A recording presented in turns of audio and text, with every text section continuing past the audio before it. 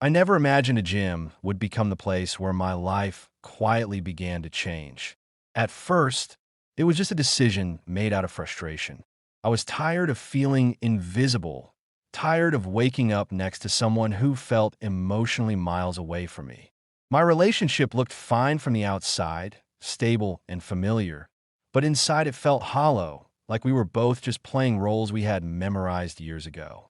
I didn't join the gym to find anything new. I joined because I needed somewhere to put all the restless energy I carried every day. The gym became my routine quickly. Same time every evening, same locker, same playlist in my headphones. I kept my head down, focused on the machines, pretending I was doing something productive with my life. That's when I first noticed him. Ryan Carter. He was one of the trainers, confident but not loud, fit without being intimidating. There was something calm about the way he moved through the space, like he actually cared about the people he was helping, not just their progress, but their presence. Our first interaction was simple. He corrected my form on a lift I'd been doing wrong for weeks. His voice was steady, respectful, not the kind that made you feel small. You'll feel it more if you slow down, he said, offering advice instead of judgment. I nodded, grateful, and that should have been the end of it. But it wasn't. Over the next few days, Ryan started checking in on me during my workouts. Nothing unusual, nothing personal.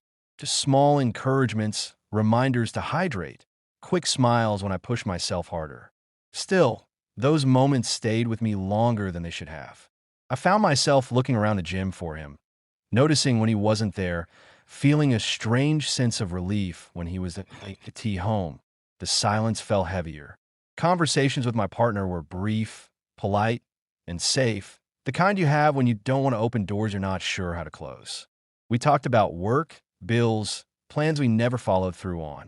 I didn't mention the gym much, and I definitely didn't mention Ryan. Not because there was something to hide, I told myself, but because it felt like something just for me. Point one evening, Ryan asked why I'd started training so seriously. The question caught me off guard. No one had asked me that in a long time. I shrugged at first, gave a vague answer about health and routine, but he didn't rush me. He just waited. Eventually, the truth slipped out. I told him I felt stuck, like I was living on autopilot. He listened without interrupting, without trying to fix me. That alone felt like a gift. From that day on, our conversations grew longer. Still professional, still public, always within the boundaries of the gym, but more real. We talked about goals, fears, the pressure of being who people expect you to be. I learned Ryan had his own struggles, his own past disappointments. There was comfort in knowing I wasn't alone in feeling lost. I didn't label what I was feeling. I didn't want to. I just knew that the hour I spent training became the best part of my day. I stood taller, laughed more, felt lighter walking out than when I walked in. That scared me. I started questioning myself during long drives home, asking whether this was unfair, whether I was crossing some invisible line just by feeling understood by someone else. The truth was hard to admit. I felt seen, not in a dramatic way, not in a way that demanded anything from me.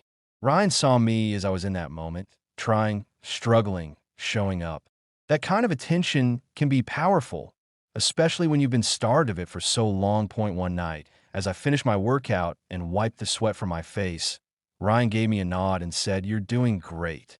Not just physically. Those words stayed with me long after I left the gym. I sat in my car for a few minutes before driving home, hands on the steering wheel, heart heavier than it had been all day, that I knew something had shifted. I hadn't touched anyone. I hadn't said anything inappropriate. But deep down, I understood that this was how it starts sometimes, not with actions, but with feelings you don't plan for. And as much as I wanted to ignore it, part of me was already afraid of what I might discover about myself if I didn't. After that night, I told myself to be careful. I promised I would keep everything exactly as it was, professional and distant enough to stay safe. But intentions don't always survive routine. The gym kept pulling me back, not just as a place to work on my body, but as a space where I felt emotionally awake.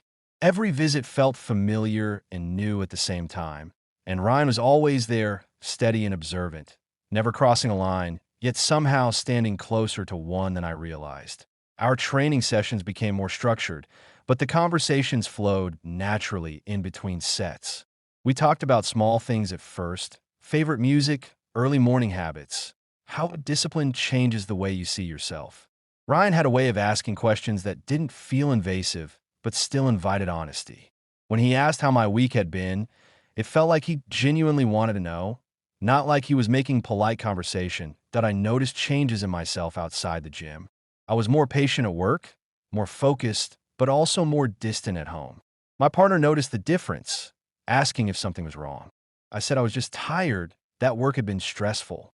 It wasn't a lie, but it wasn't the full truth either. The real exhaustion came from carrying feelings I didn't know where to place. Point one evening, after a particularly intense workout, Ryan handed me a towel and laughed lightly, saying I was stronger than I gave myself credit for. The comment stayed with me.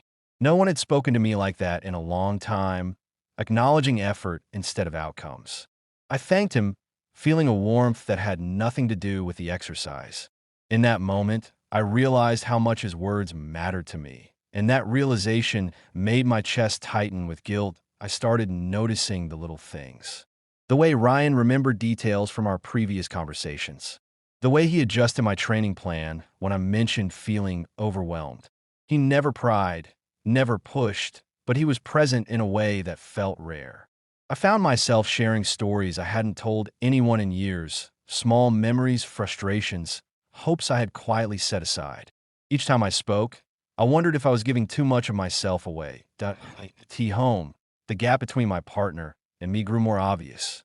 We moved around each other politely, like roommates who knew each other's schedules by heart. I caught myself comparing the silence at home with the easy understanding I felt at the gym, and that comparison filled me with shame. I reminded myself that Ryan wasn't responsible for my relationship problems. He hadn't done anything wrong. The conflict was entirely mine. There were moments when I considered switching gyms, ending the routine before it went any further. But then I'd picture the hours spent feeling invisible again, and my resolve would weaken. The gym had become a place where I could breathe, where I wasn't defined by expectations or old habits. And Ryan, without trying, had become part of that refuge. Point one night, as we were wrapping up a session, the gym was quieter than usual. Most people had already left, and the lights felt softer. Ryan asked how I was really doing. Not how my training was going, not whether I'd hit my goals, but how I was holding up. I hesitated, then admitted that I felt torn, like I was standing between who I'd been and who I might become. He listened, nodding slowly, never interrupting. I get that, he said quietly. Sometimes growth doesn't just happen in one place. His words weren't advice, just understanding. Still, they landed deep. I wondered if he sensed what I was struggling with, or if he was simply reflecting his own experiences. Either way, the moment felt intimate in a way that surprised me. Driving home that night, the weight of my emotions felt heavier than before. I hadn't crossed any obvious boundaries, but I knew I was relying on Ryan emotionally more than I should. I was turning to him for encouragement, for validation, for a sense of connection I no longer felt elsewhere. That realization scared me, because it meant the line I was afraid of crossing wasn't as clear as I'd hoped. As the days passed, my attachment grew quietly, almost invisibly. I started timing my workouts to match Ryan's schedule. I noticed my mood shift depending on how our conversations went. These were small changes, easy to justify, but together they formed a pattern I couldn't ignore. Late one evening, after leaving the gym, I sat alone in my car again, staring at the dashboard as the engine idled. I thought about loyalty, about honesty, about the difference between intention and impact. I hadn't betrayed anyone physically, but emotionally, I was no longer fully present where I was supposed to be. And for the first time, I admitted to myself that something inside me was changing, whether I was ready for it or not. To be by the time I reached the middle of that month, the tension inside me had become impossible to ignore.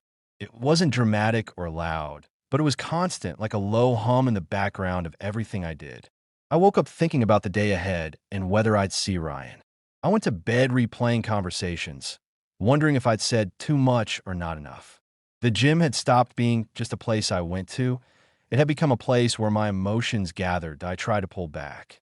I shortened my workouts, kept my headphones on longer, limited conversation to the basics. Ryan noticed, of course. He didn't ask directly, but there was a quiet concern in the way he checked in, the way his encouragement became gentler, less frequent. His respect for my space made it harder, not easier. If he had pushed, I could have blamed him. Instead, I had to face myself at home. Things felt strained in a different way. My partner sensed the distance, even if he didn't know the reason. He asked if I was unhappy, if there was something we needed to talk about. I said I didn't know, which was the most honest answer I could give at the time. I wasn't sure what I wanted, only that I felt caught between familiarity and something undefined but powerful. One evening at the gym, after a quiet session where neither of us said much, Ryan finally spoke up. He asked if I was okay, not as a trainer, but as someone who cared. The question felt heavy. I could have brushed it off, but I didn't. I told him I was struggling, that I felt confused and guilty, that I didn't want to hurt anyone. I didn't mention my partner directly, but the implication was clear. Ryan listened carefully, his expression serious but kind. He told me he respected boundaries and didn't want to be a source of pressure in my life. Hearing that made my chest tighten. Part of me had hoped for reassurance that I wasn't imagining the connection between us. Another part of me was relieved that he was being responsible. Both feelings existed at once, and neither offered comfort. That night, I drove home in silence, the radio turned off, my thoughts too loud for music. I questioned everything. Was I projecting my unhappiness onto someone who was simply doing his job well? Was I confusing kindness with something deeper because I was emotionally neglected? The questions didn't have clear answers, and that uncertainty exhausted me. Days passed, and the atmosphere between Ryan and me settled into something quiet and careful. There were no lingering looks, no long conversations, just mutual respect and unspoken understanding. Yet even in that restraint, the connection didn't disappear. It lingered in the air, in the moments when our eyes met briefly, in the awareness of what wasn't being said. One evening, after a long day at work, I arrived at the gym feeling completely drained. My movements were sluggish, my focus scattered. Ryan noticed immediately and suggested we slow things down, focus on breathing and recovery instead of intensity. The session felt different, calmer, almost meditative. At the end, as I sat catching my breath, he reminded me that taking care of myself emotionally mattered as much as any physical goal. Those words broke through the last of my defenses. I felt my eyes sting, not with tears, but with the weight of everything I'd been holding in. I thanked him, my voice quieter than usual, and he gave me a small, understanding smile. There was no need for more. Later that night, lying in bed beside my partner, I stared at the ceiling, feeling farther away than ever. I realized that the real conflict wasn't about Ryan at all. It was about the life I was living and whether it still fit who I was becoming. The emotional bond I'd formed at the gym had simply exposed cracks that were already there. That realization didn't make things easier. If anything, it made the responsibility feel heavier. I couldn't keep pretending nothing was happening. Even if no physical lines had been crossed, I was standing on the edge of an emotional truth I could no longer ignore. I drifted towards sleep. One thought repeated itself over and over. Whatever came next, it would require honesty, courage, and the willingness to face consequences. And I knew, deep down, that the next time I walked into that gym, something would change whether I wanted it to or not. The night everything shifted didn't begin with any kind of plan. It was one of those evenings that felt heavier from the start, the kind where the air itself seems tired. Work had drained me completely, and by the time I reached the gym, my thoughts were tangled and restless. I almost turned around and went home, but something told me I needed to be there, even if I didn't know why. The gym was quieter than usual. A few people moved between machines, but the energy was low, calm. Ryan greeted me with a nod and a familiar smile. Nothing more. We trained at an easy pace, focusing on simple movements, letting the silence do most of the talking. I felt worn down, both physically and emotionally, and he noticed. He always did. When the session ended, I stayed seated longer than normal, staring at the floor, trying to gather myself. Ryan asked if I was okay to drive home. The concern in his voice was gentle, not intrusive. I admitted I was exhausted, that my head felt full in a way sleep alone couldn't fix. He didn't push for details. He just stood there considering. Outside, the weather had turned. Rain tapped steadily against the windows, the parking lot reflecting the gym lights in soft, blurred patterns. I realized I'd left my jacket at work, and the idea of driving home in that state felt overwhelming. Ryan hesitated for a moment, then offered a simple solution. He lived nearby and said I could come by for a bit, warm up, clear my head before heading out again.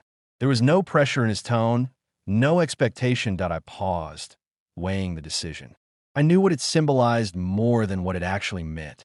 This wasn't about convenience or the rain. It was about stepping into a space that wasn't mine, accepting comfort from someone who already meant more to me than he probably should have. Still, I nodded. In that moment, I needed safety more than certainty. His place was quiet and modest, nothing flashy, just clean and calm. He offered me water, then tea, giving me space while he moved around the kitchen. We sat across from each other, the distance between us deliberate, respectful. The silence wasn't awkward. It felt honest that we talked. Not about the gym, not about routines or goals, but about life in a way that felt rare. I told him how lost I felt, how I didn't recognize myself in the life I was living anymore. He shared parts of his own story, moments when he'd had to choose between comfort and truth. There was no judgment in the room, only understanding. At T1 point, the rain grew louder and the city outside seemed to fade away. I realized how calm I felt, how safe. There was no physical closeness, no touch beyond the passing of a cup or the space shared on opposite sides of the room. Yet emotionally, it felt significant. I was allowing myself to be seen in a way I hadn't in a long time. Ryan made something clear that night. He respected me, my situation, and the boundaries that mattered. Whatever I was feeling, he didn't want to be the reason I avoided difficult truths in my own life. Hearing that hurt and relieved me at the same time. It meant he cared enough not to take advantage of my vulnerability. When the rain finally eased, I stood to leave. The moment felt heavier than the time we'd spent talking. At the door, we paused, neither of us rushing. He told me to take care of myself, really take care of myself. I thanked him, meaning more than the words could carry. The drive home was quiet, my thoughts clearer than they'd been in weeks. I knew I'd crossed a line, not in action, but in acknowledgement. I had allowed myself to step into a space of emotional closeness that changed how I saw everything. There was no denying it anymore. As I pulled into my driveway, I sat in the car for a long moment, the engine still running. I felt calmer, but also aware that this calm came with responsibility. Whatever choices lay ahead, I could no longer pretend I was unaware of my own needs. That night hadn't given me answers, but it had given me clarity, and I knew there was no going back to ignorance after that. The days that followed felt quieter, almost suspended in time. Nothing on the outside had changed, yet everything inside me had. I moved through my routine with a new awareness, one that made it impossible to ignore the questions I had been avoiding for so long. That night at Ryan's place hadn't been dramatic or reckless, but it had been honest, and honesty has a way of demanding more from you once you let it in like a tea home. I found myself observing my relationship instead of simply living in it. The distance I'd felt before was still there, but now I understood it better. It wasn't just about routine or exhaustion. It was about emotional disconnection that neither of us had known how to address. I realized that staying silent, pretending everything was fine, was its own kind of betrayal. Not just to my partner, but to myself that a few days later, I asked for a real conversation. We sat together without distractions, no phones, no television in the background. I spoke carefully, choosing honesty over accusation. I told him I felt lost, that I didn't feel emotionally present anymore, and that I needed to understand why. It was a difficult conversation, filled with pauses and long breaths, but it was respectful. There were no dramatic confessions, no unnecessary details, just the truth as I understood it. The conversation didn't magically fix everything, but it opened a door that had been closed for a long time. We both acknowledged that something between us had changed, that we'd grown in different directions without realizing it. That recognition was painful, but it was also freeing. For the first time in a long while, I felt like I was acting with integrity. When I returned to the gym after that, things felt different. Ryan greeted me the same way he always had, with professionalism and warmth, but there was a new clarity between us. We both understood the significance of what had happened, and we were careful with it. Our conversations were lighter, more grounded, yet still genuine. The emotional tension had softened into mutual respect. Over time, I made decisions that prioritized honesty and self-respect. I took space where it was needed, reflected deeply on what I wanted from my life and relationships. I didn't rush into anything new. What mattered most was understanding myself better, learning why it felt so empty and what I truly needed to feel whole again. Ryan remained a steady presence, but not the center of my world. He encouraged me to focus on my own growth, reminding me that strength isn't just about physical progress, but about emotional clarity. Those words stayed with me. They helped me see that the connection we'd shared wasn't meant to replace something else, but to reveal something important about who I was becoming. As weeks turned into months, the intensity of those early emotions settled into something calmer and healthier. I no longer felt torn in the same way. I felt grounded, more aligned with myself than I had in years. The gym returned to being a place of balance rather than escape, and I learned to appreciate it for what it offered without letting it become something it shouldn't. Looking back, I don't see that chapter of my life as a mistake. I see it as a moment of awakening. It showed me how easy it is to drift through life without questioning your happiness, and how powerful it can be when someone simply listens and cares. It also taught me that emotional honesty matters just as much as physical boundaries. If there's one thing I've learned, it's that growth often begins in unexpected places. For me, it started in a gym, with a trainer who did nothing more than show up with kindness and respect.